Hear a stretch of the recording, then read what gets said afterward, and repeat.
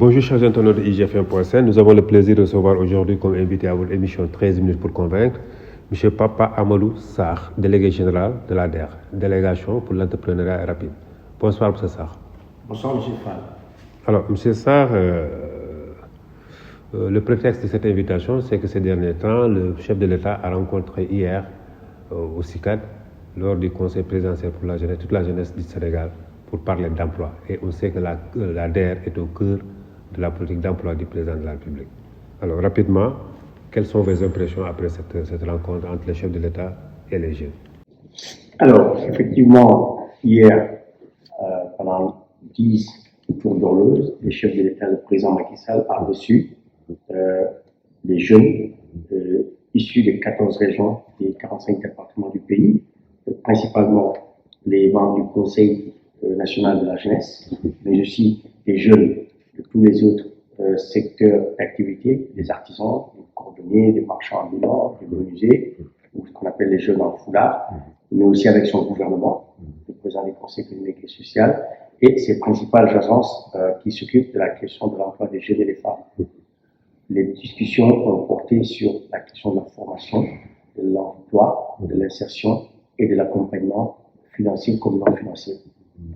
À la fin de cette journée, des mesures importantes ont été prises, qu'on a appelées les 9 commandements du président Macky Sall, qui visent à accompagner sa jeunesse dans les 3 années à venir, avec une enveloppe globale de 450 milliards de francs CFA, qui va permettre d'une part de créer de l'emploi pour des secteurs prioritaires, notamment la sécurité, l'assainissement, l'enseignement, pour ne citer que cela.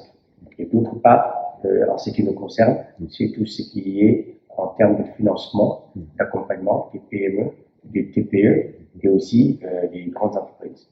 Et à la fin de la journée, ce qui est ressorti et ce que je retiens, c'est que le président de la République a compris le message que lui a lancé sa jeunesse lors des émeutes de mars et il a voulu mettre en place ces dispositifs. Et aussi, il nous a demandé de travailler en synergie entre agences d'exécution, entre structures, que ce soit délégations, mais agences et ministères qui s'occupent de la question de l'emploi et du financement de l'entrepreneuriat pour essayer de trouver des solutions adéquates, idoines et durables à la lancinante question de l'emploi et du chômage des jeunes au Sénégal. Alors, ces derniers temps aussi, vous essuyez beaucoup de critiques, notamment de la part des maires, notamment du Forum civil. Globalement, quelles sont les réponses que vous apportez à ces critiques? Alors, effectivement, je pense que, comme vous l'avez si bien dit, dernièrement, je pense que je n'ai jamais aussi passé un mois aussi compliqué depuis que je suis à la DER. Il y avait eu d'abord les jeunes, les pouvoirs politiques, mais aussi il y avait l'association des maires du Sénégal. Et après, je dirais que la société civile, ce qu'il demande, c'est tout simplement quelque chose de légitime, c'est-à-dire la publication de nos données. Et pour ces 3 points, je peux vous dire que je suis aujourd'hui, comme vous le voyez en face de vous, serein, d'autant plus que le chef de l'État a renouvelé sa confiance à la délégation générale d'entrepreneuriat rapide pour les femmes et les jeunes, qu'il a lui-même créé hier en disant qu'il faut rendre justice à la DER qui a financé pour presque 60 milliards de francs CFA et plus de 106 000 bénéficiaires en 2 ans et demi d'activité. Cela nous réconforte et me pousse à dire que tout ce qui a été fait ou a été dit contre moi et la DER, je le conjugue au passé et je m'oriente maintenant vers l'avenir pour essayer de répondre concrètement aux besoins des jeunes et femmes entrepreneurs du Sénégal en réglant leur quotidien, en leur permettant de travailler. Ceci étant, le point qui a soulevé, qui est important pour moi, le Forum civil, c'est de publier les données personnelles des bénéficiaires.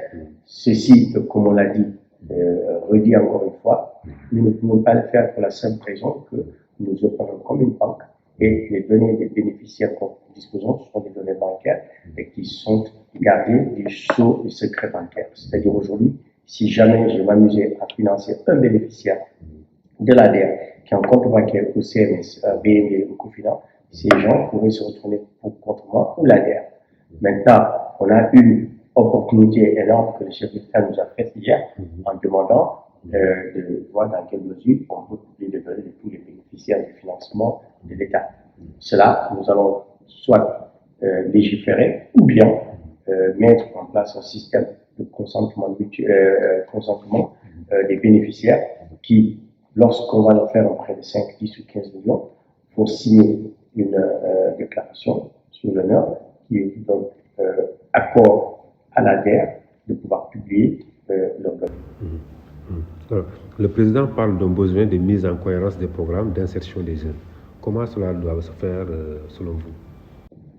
Alors, effectivement, ce que le président demande, c'est quelque chose qui est très faisable, dans le sens où aujourd'hui déjà nous avons commencé à travailler en parfaite synergie avec l'ANPEJ, l'Agence nationale pour la promotion de l'emploi des jeunes, le FONGIP, mais aussi l'ADPME.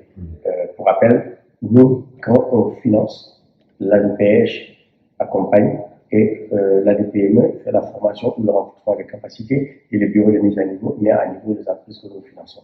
Donc, ça va être très aisé pour nous de travailler d'autant plus que le président veut que nous soyons ensemble dans ce qu'il appelle le guichet unique au niveau territorial dans toutes les régions et tous les départements. Et cela, nous allons le faire dès à partir du mois de mai. Mais on devrait aller plus loin, ça c'est mon avis, c'est qu'aujourd'hui on devrait y arriver à avoir une seule institution publique qui s'occupe de la question de l'entrepreneuriat, de l'emploi et du financement, qui seront fusionnés, les ressources mutualisées, le personnel mutualisé, et on va serrer ceux qui font l'accompagnement, ceux qui font la formation, ceux qui font le financement, ceux qui font le recouvrement et ceux qui font la mise à niveau. C'est en ce moment seulement qu'on aura beaucoup plus d'efficacité, d'efficience et d'impact sur le terrain, parce que les coûts de fonctionnement seront maîtrisés, les investissements seront rationalisés, il n'y aura pas de doublons entre les gens qui vont essayer d'aller avoir de l'argent à l'ANPEJ, mais aussi à la terre, parce qu'on n'a pas de fichiers unifiés. En termes de statistiques, vous êtes à combien de projets financés pour au montant global de combien? Alors au jour d'aujourd'hui, nous avons au moins, pour décembre 2020, financé pour 60 milliards de francs CFA pour 106 000 bénéficiaires directs. Ce qu'il faut dire aussi que parmi ces bénéficiaires directs, ils ont eu à créer des dizaines d'emplois.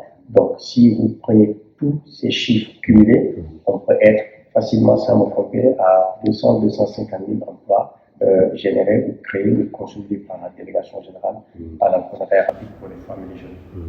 Alors, est-ce que ces projets financiers suivent? Est-ce que vous avez un retour vraiment de leur pérennité? Oui, nous avons un suivi particulier parce que nous avons une direction de l'étude de la planification, du suivi et l'évaluation qui accompagne les bénéficiaires, qui est composée d'économistes, d'ingénieurs statisticiens, d'ingénieurs agronomes qui vont sur le terrain régulièrement s'inquérir des nouvelles de nos bénéficiaires et voir est-ce que les projets sont à même de bien fonctionner. Bien entendu, la Covid-19 est passée par là et il y a eu des entreprises qui ont connu des difficultés qui sont mortes ou qui n'ont pas survécu.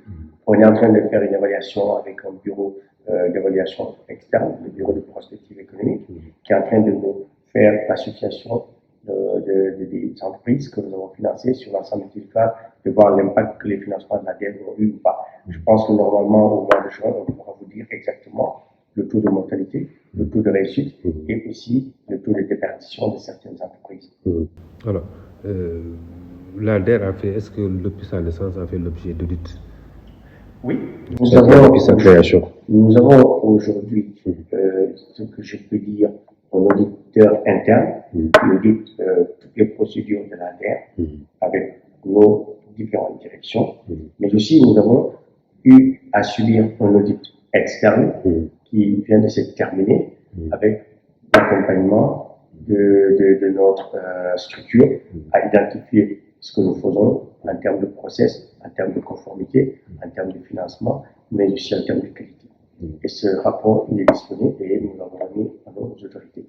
En plus de cela, nous avons un commissariat aux comptes qui audite nos comptes et qui certifie nos comptes chaque année. Et depuis 2018 et les 2 dernières années, nos comptes sont certifiés conformes selon les normes internationales. Et cela, nous ne pouvons pas ne pas le faire parce que nous bénéficions de ressources extérieures de la part de la Banque africaine de développement, de l'Agence française de développement et de l'US Africa Development Foundation qui, eux, chaque 6 mois, vont nous envoyer des auditeurs pour s'assurer que les ressources qu'ils nous ont confiées sont utilisées à bon escient. Donc ici à l'ADER, c'est pas comme les gens le disent dans la rue que les financements sont faits sur la tête des clients. Il ne peut pas. Des clients politiques. Il ne peut pas être le cas parce que comme vous venez d'arriver, on vient de finir le comité d'investissement. Nous avons toute une panoplie de mesures, de directeurs, de garde-fous qui ne le permettent pas du tout. Aujourd'hui, nous fonctionnons quasiment comme une banque. Nous avons un directeur de l'exploitation, nous avons un directeur des risques et des engagements, nous avons un directeur des investissements, nous avons un directeur qui s'occupe de la promotion de l'entrepreneuriat, nous avons une cellule qui s'occupe de tout ce qui est audit, conformité, une autre qui s'occupe du juridique, une autre qui s'occupe de partenariat, etc., etc. Et tous ces acteurs se trouvent autour de la table, autour d'un comité d'investissement pour traiter les dossiers de 1 million plus et aucune tolérance n'est acceptée sur la rigueur que nous sommes fixés. Et deuxièmement, c'est un faux procès qu'on nous fait depuis le début, parce que les gens disent que nous finançons les politiciens, surtout de la mouvance présidentielle, et aujourd'hui, il s'est avéré que nous avons financé des gens qui dépendent des partis autres que le parti présidentiel, y compris même des gens de la société civile qui sont hostiles pourtant au régime. Et pour conclure sur cette question, ce que m'a demandé le chef de l'État, le président Macky Sall, c'est de financer les femmes et les jeunes du Sénégal sans distinction aucune, car lui, c'est le chef de la nation et c'est le président de tous les Sénégalais sans aucune distinction. Et nous travaillons dans ce sens. Et pour confirmer cela, quand nous finançons nos bénéficiaires, les dossiers qu'on dépose ou qu'on demande, c'est un certificat de résidence, les linéas, le registre de commerce, le projet, le business plan s'il en a, et un apport éventuellement selon la taille du projet. Mais jamais on demandera la carte d'identité, la carte d'identité, bien entendu, on demande la carte d'identité. Pas la carte d'identité politique. On ne demandera pas la carte de partenariat politique. Donc, si vous êtes de l'APR, de PASTEF ou de Léonie, on ne peut pas le savoir. Merci DG. C'est moi qui vous remercie, M. Fall. Ok. Je fais ça. Oui. Et je suis très heureux de m'adresser à vous, téléspectateurs, et à vos internautes.